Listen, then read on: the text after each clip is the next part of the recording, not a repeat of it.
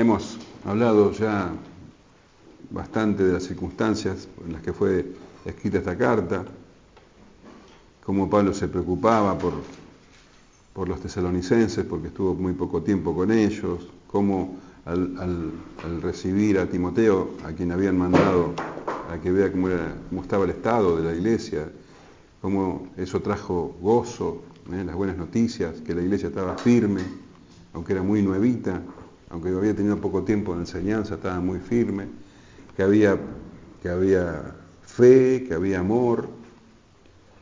Entonces Pablo, ahora, habiendo recibido esas buenas noticias, él inmediatamente se dispuso a contestar. En ese momento estaba en Corinto, en la ciudad de Corinto, pasando serias tribulaciones, pero el gozo era muy grande. Y ahora, en el capítulo 4, Pablo se va a abocar, 4 y 5, a hablar del futuro, de lo que va a pasar cuando el Señor venga, lo que va a pasar con las almas y los cuerpos de los que duermen. Pero antes de eso,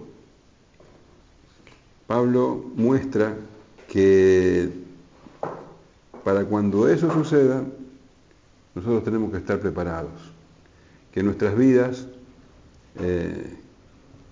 ahora tienen que estar buscando la santidad, buscar agradar a Dios, para que justamente cuando el Señor vuelva no nos sintamos avergonzados. Y termina el capítulo 3, hoy vamos a ver el capítulo 4, la mitad del capítulo 4. Termina el capítulo 3 diciendo, versículo 12, y el Señor os haga crecer y abundar en amor, unos para con otros y para con todos, como también lo hacemos nosotros para con vosotros, para que sean afirmados vuestros corazones irreprensibles en santidad delante del Dios nuestro Padre, en la venida de nuestro Señor Jesucristo con todos sus santos. Pablo está hablando de la venida del Señor Jesucristo y que para cuando Él venga nosotros tenemos que estar irreprensibles, dice, en santidad.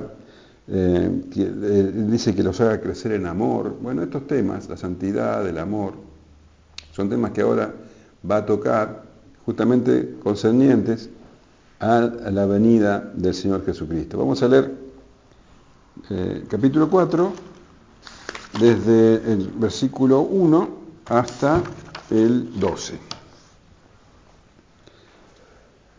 Por lo demás, hermanos, os rogamos y exhortamos en el Señor Jesús, que de la manera que aprendisteis de nosotros, como os conviene conduciros y agradar a Dios, así abundéis más y más, porque ya sabéis qué instrucciones os dimos por el Señor Jesús.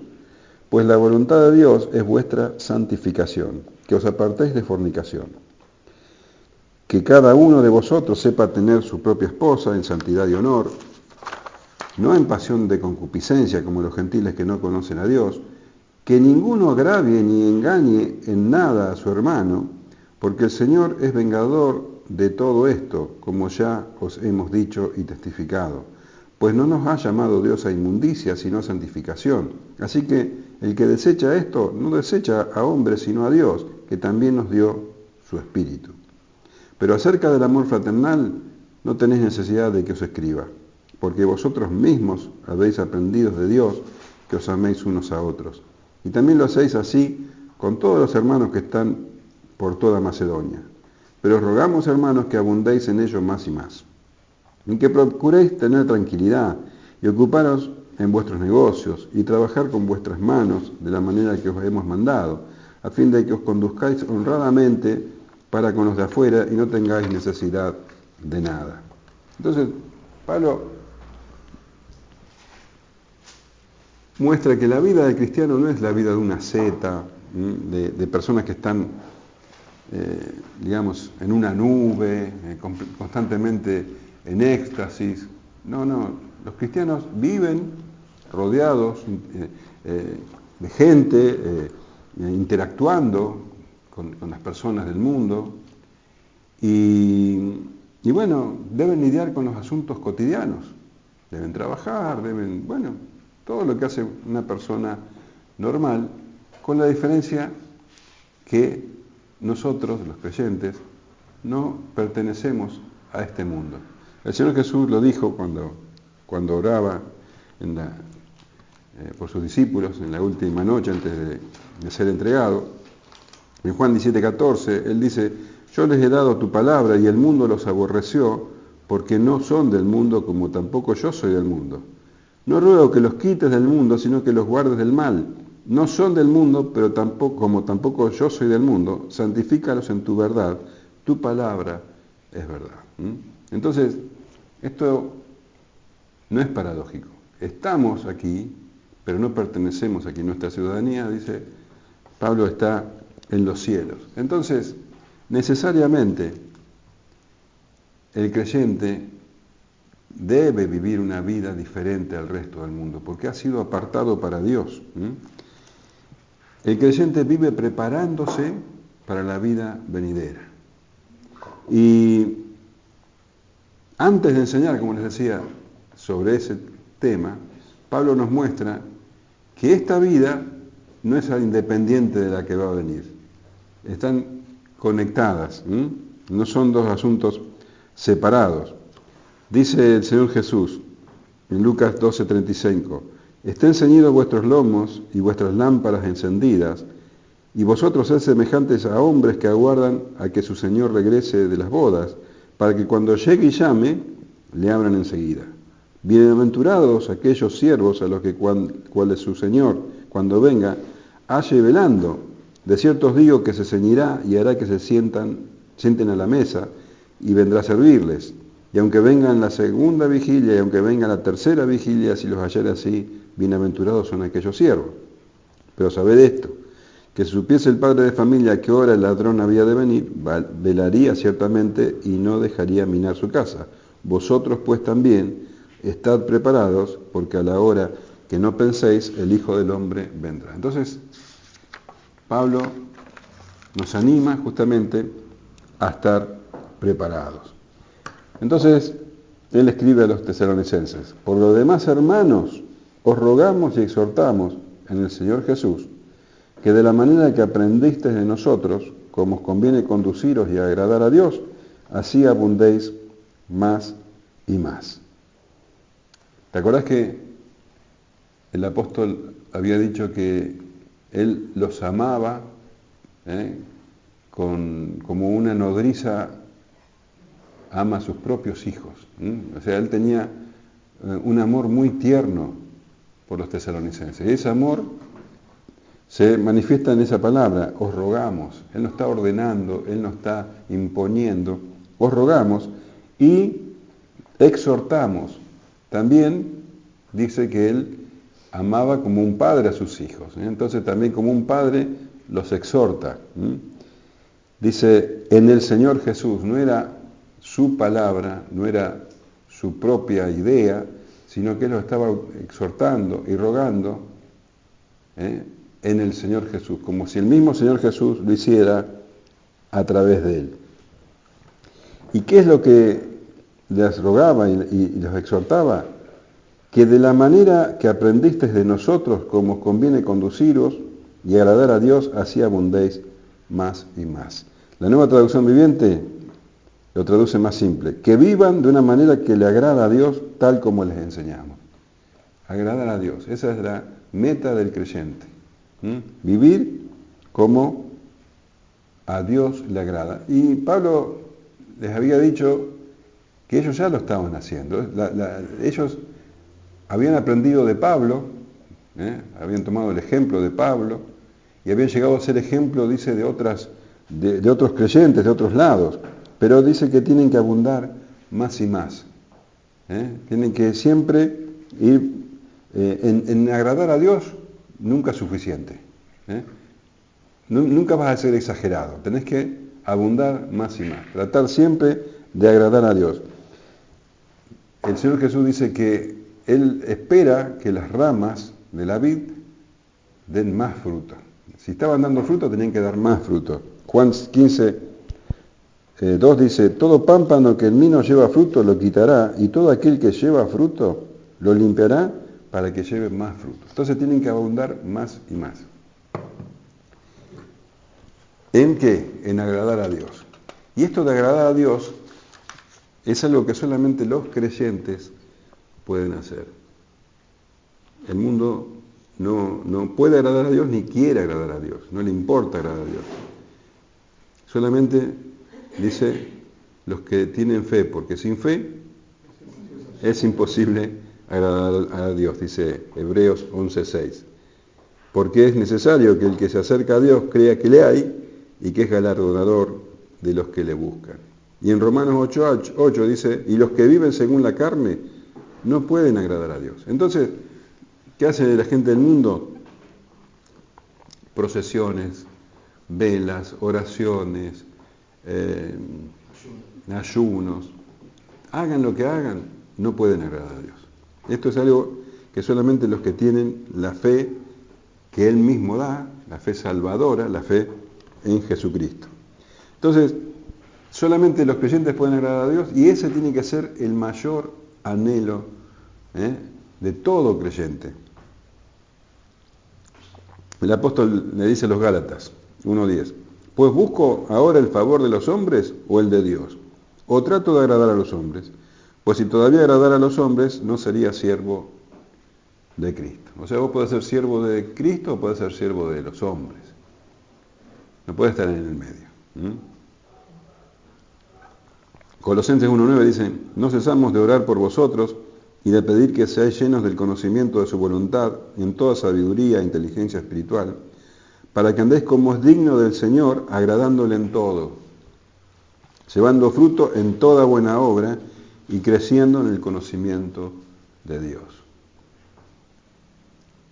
Hebreos 13:15 dice, así que ofrezcamos siempre a Dios por medio de Él, sacrificio de alabanza, es decir, frutos de labios que confiesen su nombre, y de hacer bien, y de la ayuda mutua no os olvidéis, porque tales sacrificios se agrada a Dios. De tales sacrificios se agrada a Dios. Y 1 Juan 3:22, cualquiera cosa que pidiéremos la recibiremos de Él, porque guardamos sus mandamientos y hacemos las cosas que son agradables delante de Él. Los creyentes pueden hacer eso. Y es lo que anhelan. Así que Pablo dice, en esto tienen que abundar, en esto tienen que ser exagerados. Busquen agradar a Dios, porque ya sabéis qué instrucciones os dimos por el Señor Jesús. Él ya les había hablado de esto personalmente y dice que estas instrucciones fueron dadas por el Señor Jesús. Quiere decir que el que rechaza estas instrucciones está rechazando a Jesús, no está rechazando ni a Pablo ni a hombre alguno, está rechazando al mismo Dios. Y lo que Pablo les está enseñando es cuál es la voluntad de Dios. Y el versículo 3 dice, pues la voluntad de Dios es vuestra santificación. ¿Vos querés saber cuál es la voluntad de Dios? La santificación. Ahora, ¿qué es santificación? ¿Qué significa santificación? Tiene que ver con santidad, tiene que ver con ser santo, ¿no? De ahí viene santificación. Y la santificación tiene 3 aspectos en realidad. El primer aspecto tiene que ver con lo que Dios hace apenas nosotros creemos. Cuando nosotros respondemos al Evangelio, y ya sabemos que no es algo que viene de nosotros, sino que es algo que Dios nos da, bueno, pero cuando nosotros respondemos al Evangelio, creyendo, arrepintiéndonos y creyendo, el Espíritu Santo viene a morar en el creyente, y en ese mismo momento esa persona es apartada para Dios. Esto quiere decir es santificada, es hecha santa, porque santo significa apartado para un fin determinado. O sea, ese objeto que tiene en la mano acá Gustavo, está apartado solo para ponerle hierba y agua. Ahí no vas a poner otra cosa que eso. Es para tomar mate. No sirve para lavar un plato, no sirve para nada. O sea, ha sido apartado con un uso particular. Así nosotros somos apartados para Dios, para glorificar a Dios, para agradarle a Dios, para servirlo. Eso quiere decir santo, apartado para Dios. Entonces, yo te decía que hay tres aspectos de la santificación. El primer aspecto es ese, que Dios nos hace santos, porque nos aparta para Él.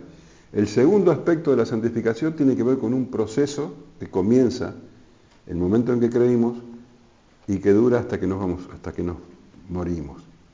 Es un proceso donde se llama de santificación, donde Dios nos va llevando por medio de las circunstancias y sobre todo por la palabra de Dios, por la obediencia a la palabra de Dios, a ser cada vez más parecido a Cristo. O sea, no sos la misma persona cuando creíste que, cuando pasó el tiempo, porque Dios te va trabajando con las circunstancias, con los problemas, con las tribulaciones, y siempre mediante la palabra de Dios, para que nosotros vayamos pareciéndonos cada vez más a Cristo. Y la palabra de Dios, fíjate lo que leíamos recién, en un pasaje en Juan, cuando el Señor oraba, dice que nos santifique en su palabra, en la verdad, porque su palabra es verdad. Y ahora no lo encuentro el pasaje. Acá está, Juan 17, 17. Santifícalos en tu palabra es verdad. Entonces, esa palabra en Efesios dice que como que nos va limpiando, nos va purificando. Y este proceso hace que nosotros nos vayamos separando o diferenciando de lo que éramos para parecernos cada vez más al Señor Jesucristo. Este proceso es la santificación progresiva, experimental, porque la vas viviendo cada día. Pedro dice, 2 de Pedro 3:18, antes bien, creced en la gracia y el conocimiento de nuestro Señor y Salvador Jesucristo. A Él sea gloria ahora y hasta el día de la eternidad. Amén. Pedro dice, creced en la gracia y el conocimiento de nuestro Señor y Salvador Jesucristo. Crecer en el conocimiento y en la gracia, madurar, son otras maneras de decir santificación. Crecer en el Señor Jesús, en el conocimiento del Señor Jesús. Todo eso nos va haciendo cada vez más parecido al Señor. Es una obra divina, es lo que hace Dios, dice Filipenses 1:6, estando persuadido de esto, que el que comenzó en vosotros la buena obra, la perfeccionará hasta el día de Jesucristo. Es algo que hace el Espíritu Santo en nosotros, pero también nosotros participamos en el proceso de la santificación. Pedro dice, 1 Pedro 1:15, sino como aquel que os llamó es santo también, sed vosotros santos en toda vuestra manera de vivir. Hebreos 12:14 dice, seguid la paz con todo y la santidad, sin la cual nadie verá al Señor. Nosotros tenemos que buscar la santidad. Nosotros tenemos que participar de ese proceso, conociendo la palabra y poniéndola en práctica. Y Pablo, cuando habla de que la voluntad de Dios es nuestra santificación, se refiere a este aspecto de la santificación donde nosotros participamos. Y el tercer aspecto es cuando la obra ya está completa, la santificación final, que se va a dar cuando ya estemos en la presencia del Señor. Allá vamos a estar completamente apartados para Él, no vamos a tener nada que ver con el pecado. Bien. Y Pablo habla de que la voluntad de Dios, entonces, es nuestra santificación. En un aspecto particular dice, que os apartéis de la fornicación. Pero la voluntad de Dios también tenemos en esta porción, nos dice que la voluntad de Dios es nuestra santificación, que nos apartemos de la fornicación, que nos amemos los unos a los otros y que tengamos una vida digna de un hijo de Dios. Entonces, primero dice que os apartéis de fornicación. Tenemos que entender que en la época donde Pablo escribe esta carta y en el lugar donde vivían, bueno, la cultura, el mundo, era cualquier cosa menos santo. La pureza sexual, la castidad, eran prácticamente desconocidas. Nadie vivía de esa forma. Y lo que tienen que hacer los creyentes es o buscar la voluntad de Dios o vivir conforme al mundo. Los creyentes buscan la voluntad de Dios. Entonces se tienen que diferenciar sí o sí del mundo. Esa clase de cultura que tenían en esa época no es tan diferente a la que vivimos nosotros. Entonces, la palabra fornicación en griego es porneia, de ahí viene pornografía. Y está hablando de todo lo que es impureza sexual. Todo lo que es, ya sea adulterio, sea relaciones sexuales fuera del matrimonio o entre dos personas casadas, todo lo que tiene que ver y con toda la variedad que tiene que ver con la impureza sexual. Las religiones paganas no tenían ningún problema con esto. Al contrario, los dioses paganos eran completamente inmorales. Ellos vivían en fornicación constante. Los dioses griegos estaban constantemente engañándose unos a otros, teniendo relaciones de todo tipo, entre padres, entre hijos, no tenían ningún tipo de límite. Había templos, ustedes saben, donde las sacerdotisas eran mujeres que se prostituían de manera sagrada. Los hombres iban a tener momentos de éxtasis con estas mujeres y tomando sustancias alucinógenas. O sea, la pureza sexual era algo completamente ajeno a esta cultura. Y vemos cómo en el Nuevo Testamento es algo que recurrentemente se habla, de que los creyentes tienen que alejarse de este pecado. Porque Pablo no está hablando de un pecado particular. No es que en la iglesia de Tesalónica había un pecado en particular. Había algún creyente que estaba cometiendo, como así pasaba en la iglesia de Corintios. ¿Se acuerdan? En el capítulo 5 de 1 Corintios, había un creyente que tenía relaciones con la esposa, con la mujer del padre. Acá no hay un caso particular, pero Pablo está previniendo más que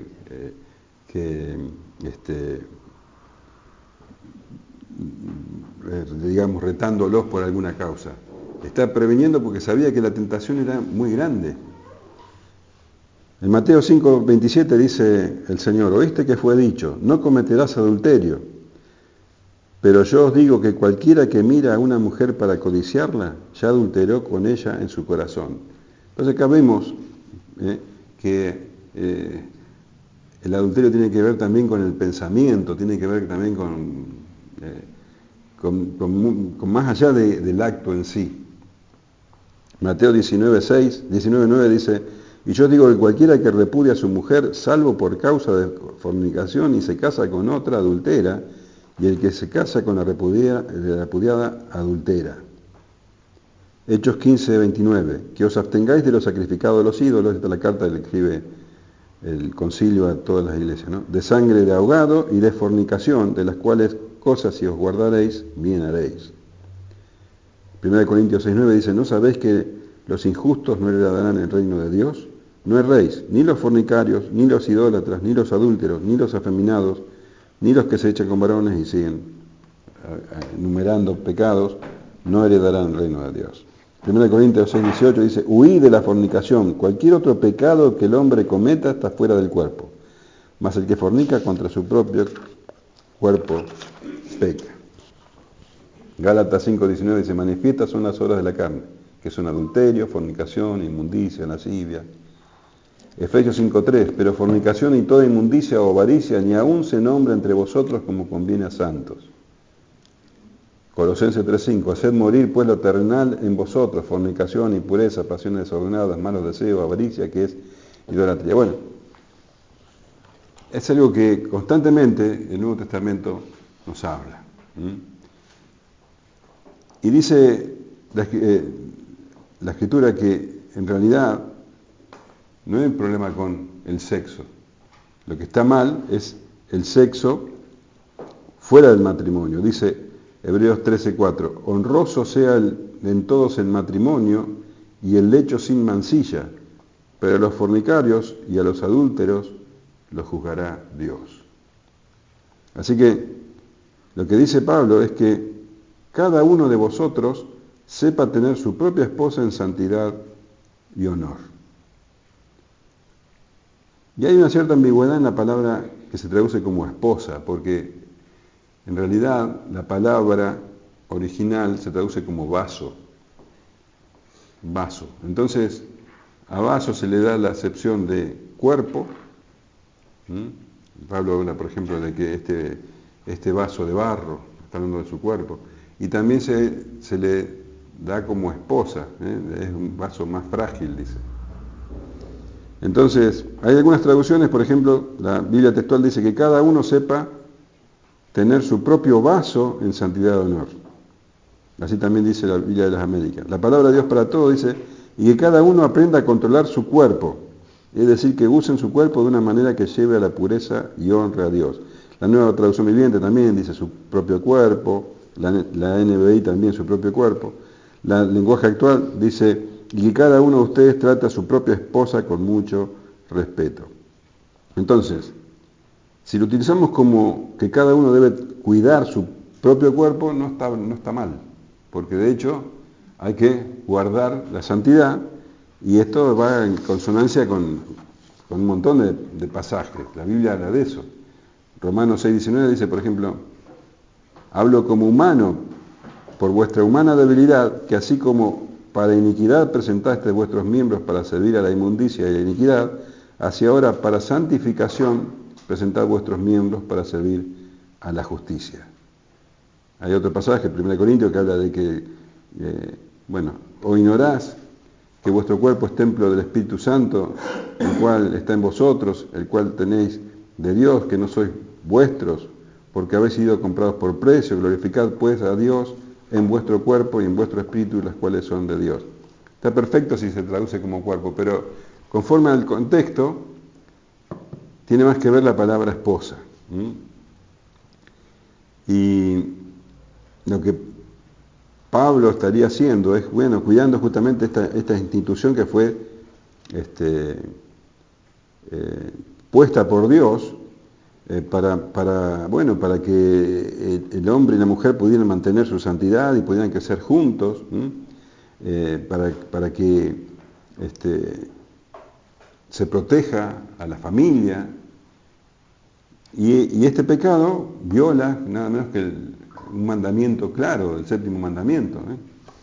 Entonces, hay un pasaje paralelo de 1 Corintios 7:2, dice, pero a causa de las fornicaciones cada uno tenga su propia mujer y cada una tenga su propio marido. Entonces, lo que está diciendo Pablo acá es que cada uno tenga su propia esposa, su propio esposo, y de esta manera se mantiene su santidad, se mantiene en santidad y en honor, que es todo lo contrario a la inmoralidad sexual, que no tiene nada de honorable. Y dice, no en pasión de concupiscencia, como los gentiles que no conocen a Dios. No deben dejarse dominar por los malos deseos. Esto es todo lo contrario a la santidad y el honor. Los que se dejan dominar por la concupiscencia, por los malos deseos, dice, son como los gentiles que no conocen a Dios, no hay diferencia. Efesios 4:17 dice, esto pues digo y requiero en el Señor, que ya no andéis como los otros gentiles que andan en la vanidad de su mente, teniendo el entendimiento entenebrecido, ajenos de la vida de Dios por la ignorancia que en ellos hay, por la dureza de su corazón, los cuales, después que perdieron toda sensibilidad, se entregaron a la lascivia para cometer con avidez toda clase de impureza. Continúa Pablo diciendo, que ninguno agravie ni engañe en nada a su hermano, porque el Señor es vengador de todo esto, como ya os hemos dicho y testificado. Que nadie agravie ni engañe a su hermano. Que nadie, cuando dice que nadie agravie, quiere decir que no traspase los límites establecidos, que no se aproveche, que no lo defraude. ¿Qué es lo que está diciendo? Mirá, la Nueva Traducción Viviente es bien clara. Nunca hagan daño ni engañen a un hermano cristiano en este asunto, teniendo relaciones sexuales con su esposa. A eso se refiere. Y hay que agregar ni con su esposa ni con su hija.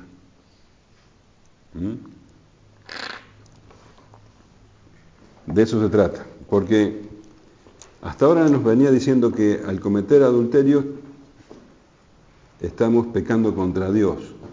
Ese pasaje, contra ti he pecado. Si bien pecamos contra otra persona, siempre pecamos contra Dios. Dice que pecamos contra nuestro propio cuerpo. 1 Corintios 6:18 leíamos recién. Huir de la fornicación, cualquier otro pecado que el hombre cometa, está fuera del cuerpo, más el que fornica contra su propio cuerpo peca. Y ahora Pablo agrega que el que comete este tipo de pecado, de engañar, de defraudar a un hermano, está defraudando a algún padre o algún marido. En Proverbios 6:27 dice, ¿tomará el hombre fuego en su seno sin que sus vestidos ardan? ¿Andará el hombre sobre brasas sin que sus pies se quemen? Así es el que se llega a la mujer de su prójimo. No quedará impune ninguno que la tocare. No tienen en poco al ladrón si hurta para saciar su apetito cuando tiene hambre, pero si es sorprendido pagará 7 veces. Entregará todo el haber de su casa. Mas el que comete adulterio es falto de entendimiento, corrompe su alma el que tal hace.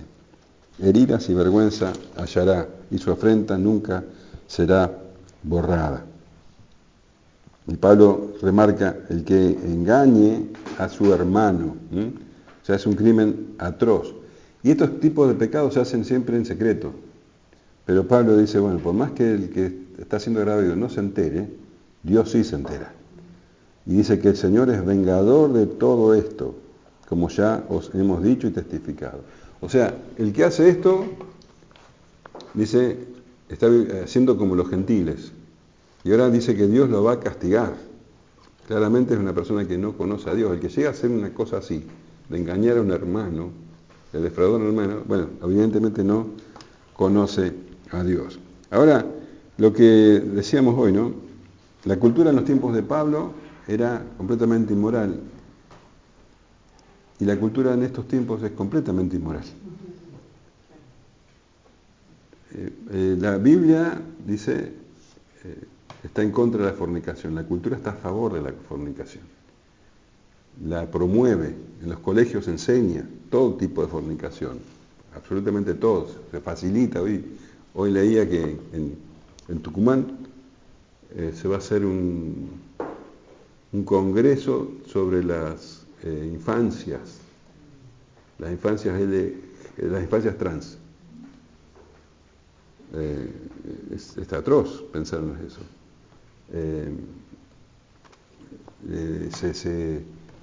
En las escuelas se enseña la fornicación, se les entrega preservativos, ¿para qué? Para que forniquen. Y aquellos que quisieran mantenerse puros hasta el matrimonio son burlados, son clasificados como tontos, sufren bullying y realmente no hay una gran diferencia con esa clase de cultura. Hoy hay un ataque tremendo hacia el matrimonio, hacia la familia. Isaías 5:20 dice, ay de los que a lo malo dicen bueno y a lo bueno malo, que hacen de la luz tinieblas y las tinieblas luz, que ponen lo amargo por dulce y lo dulce por amargo. Ay, qué sociedad. Así que, como les decía, Pablo no está tocando un punto en especial, unas personas que hicieron algo en especial. Está preocupado por el estado de la sociedad que puede llegar a ser una tentación para los hermanos. Por eso les habla de esta manera. Pues no nos ha llamado Dios a inmundicia, sino a santificación. Hemos sido llamados a ser diferentes, no a estar como el mundo.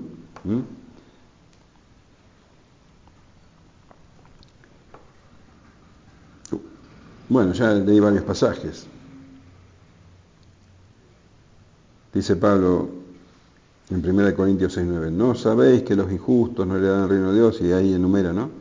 Y en el versículo 11 dice, y esto era algunos, mas ya habéis sido lavados, ya habéis sido santificados, ya habéis sido justificados en el nombre del Señor Jesús y por el Espíritu de nuestro Dios. Así que eso es pasado, completamente pasado.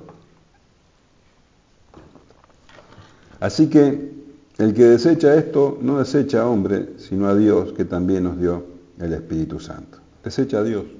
El Espíritu Santo es el que nos da fortaleza para rechazar la tentación. Desechar esta enseñanza, esta demanda de Dios, es rechazar a Dios mismo. Está desechando la palabra de Dios y está desechando el Espíritu Santo.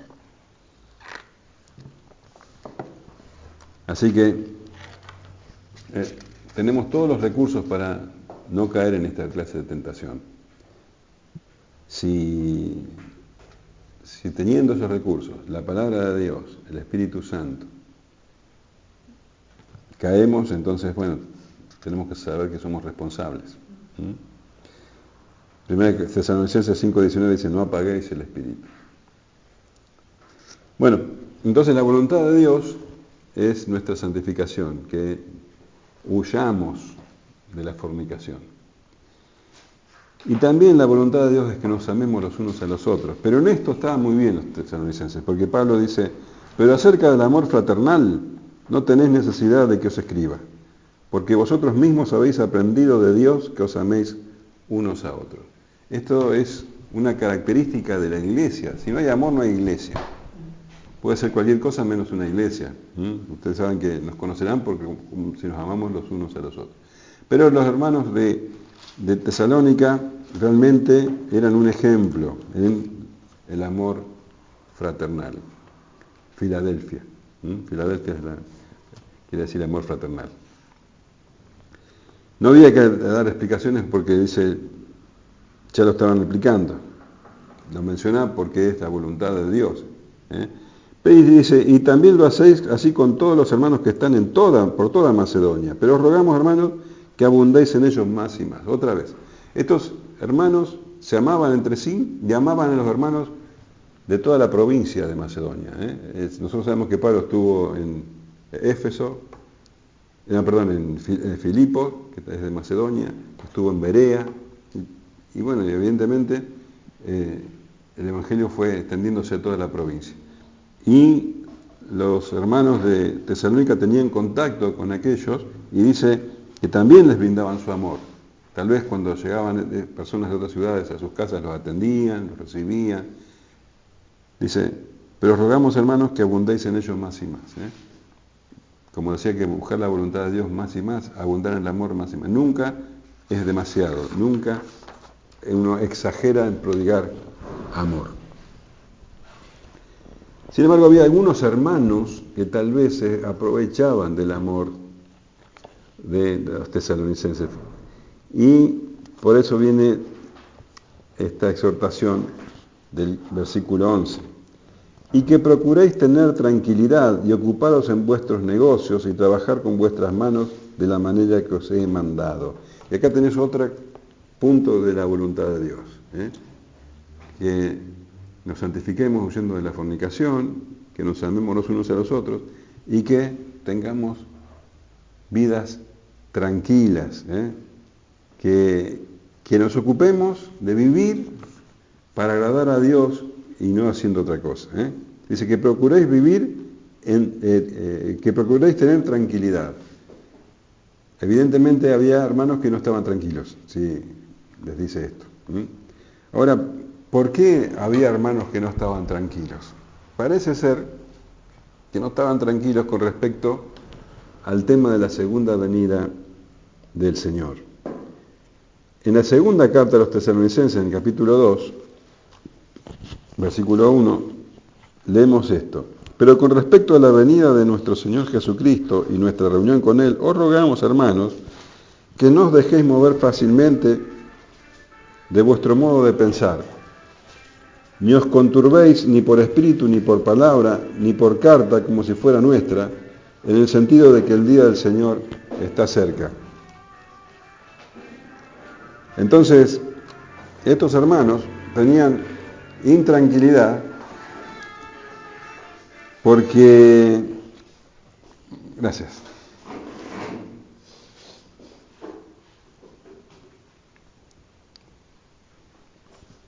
porque,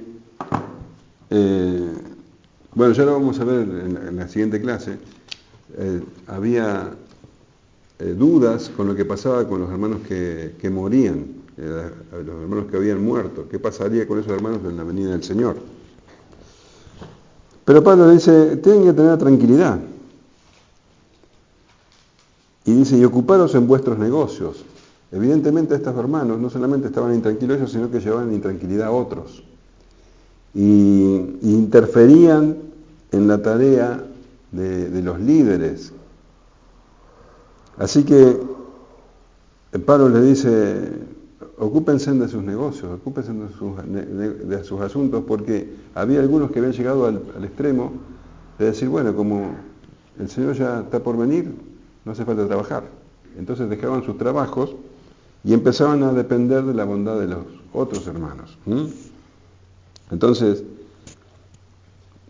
la Biblia nos insta a estar preparados para cuando venga el Señor, pero teniendo una actitud correcta, no viviendo de los demás. Y por eso Pablo dice, y trabajad con vuestras manos de la manera que os hemos mandado. Estos hermanos estaban abusando y evidentemente Pablo les exhorta a que trabajen, sin embargo, evidentemente no le hicieron caso, porque en la segunda carta Pablo tiene que hablarle todavía con más dureza. Miren, en el capítulo 3, versículo 10 dice, porque también cuando estábamos con vosotros os ordenábamos esto, si alguno no quiere trabajar, tampoco coma, porque oímos que algunos de entre vosotros andan desordenadamente, no trabajando en nada, sino entremetiéndose en lo ajeno. A los tales mandamos y exhortamos por nuestro Señor Jesucristo que trabajando sosegadamente coman su propio pan. Y vosotros, hermanos, no os canséis de hacer bien. Si alguno no obedece a lo que decimos por medio de esta carta, a ese señaladlo, y no os juntéis con él para que se avergüence, mas no lo tengáis por enemigo, sino amonestadle como a hermano. Así que, ¿cuál es la voluntad de Dios? Que tu vida sea una vida tranquila, sosegada, a fin de que os conduzcáis honradamente para con los de afuera y no tengáis necesidad de nada. Para ser un buen testimonio para los de afuera, para que tu vida no sea un obstáculo para el Evangelio, y que no tengas necesidad, no tengas que andar dependiendo de otros, al contrario. Cada uno gana su propio pan y de esta manera incluso puede ayudar a la necesidad de otros, como dice Hechos 20:35. En todo os he enseñado, trabajando así se debe ayudar a los necesitados y recordar las palabras del Señor Jesús, que dijo, más bienaventurado es dar que recibir. Y a continuación Pablo va a abordar el tema de la venida del Señor y de lo que ocurre con las almas y los cuerpos de los que han partido. Pero antes, como decía, de tocar ese tema, él deja bien en claro cómo debemos vivir aquí, cómo debemos estar preparados.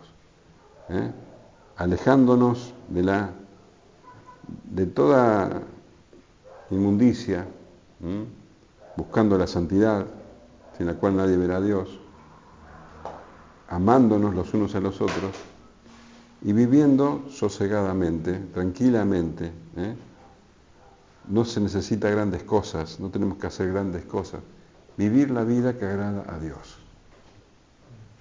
Amén. Amén. Bueno.